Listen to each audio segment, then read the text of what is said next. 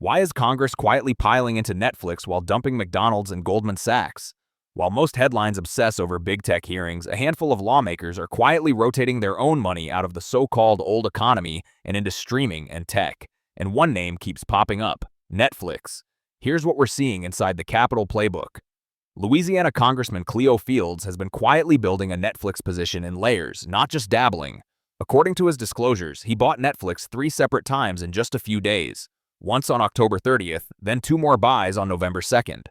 Each move is reported in the 6-figure range, which suggests he isn't sprinkling in a little streaming exposure. He's concentrating. When you add up those 3 buys, you're likely looking at one of his larger single-stock tech bets, especially compared with more diversified broad tech or index funds that many members hold. Now line that up with what his colleagues are doing. Kevin Hern, a Republican from Oklahoma, reported 6-figure sales of McDonald's and Accenture. At the same time, Senator Ted Cruz trimmed his position in Goldman Sachs. That's fast food, old-school consulting, and Wall Street banking all getting lighter in some congressional portfolios. And it doesn't stop there. North Carolina's Tim Moore reported a 6-figure sale labeled simply as HY on October 23, 2025. That tag likely points to high-yield, junky, or high-beta exposure. The kind of old economy, debt-heavy stuff that does great when money is cheap and the economy is humming, but gets hammered when credit tightens or growth wobbles. So zoom out. Some lawmakers are moving away from leveraged, cyclical, or legacy consumer and finance names, while Fields is leaning into a modern, asset-light global streaming platform. Why Netflix, and why now? Netflix has spent the last couple of years rewriting its own story. First, it was all about subscriber growth at any cost. Now, it's about pricing power, free cash flow, and monetizing that massive audience. Password crackdowns turned out to be a revenue engine, not a death sentence. The ad-supported tier opened a whole new lane of monetization without needing everyone to pay top-shelf prices. And a sharper content strategy, fewer bloated budgets, more franchise-worthy hits, is designed to keep margins expanding. Compare that with an old economy burger chain squeezed by labor and input costs, or a consulting giant tethered to corporate spending cycles, or a bank whose profits swing with the yield curve and credit risk.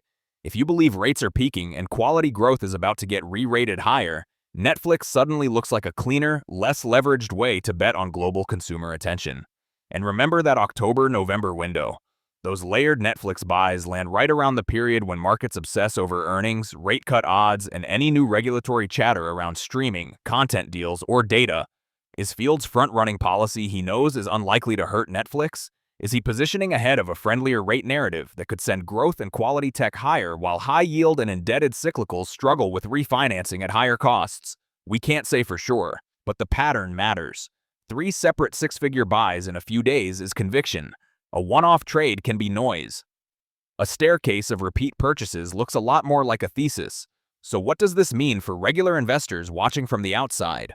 First, don't blindly copy Congress, but do copy the way you read patterns.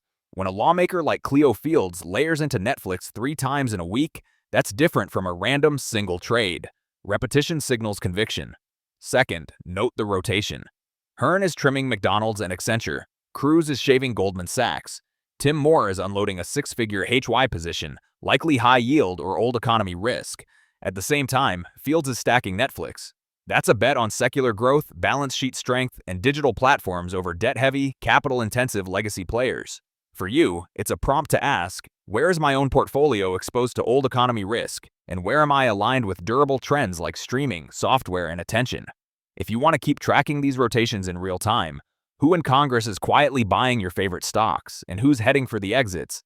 Hit subscribe, like this video, and turn on notifications. On Capital Gains, we follow the money so you can see what Congress is really betting on long before the headlines catch up.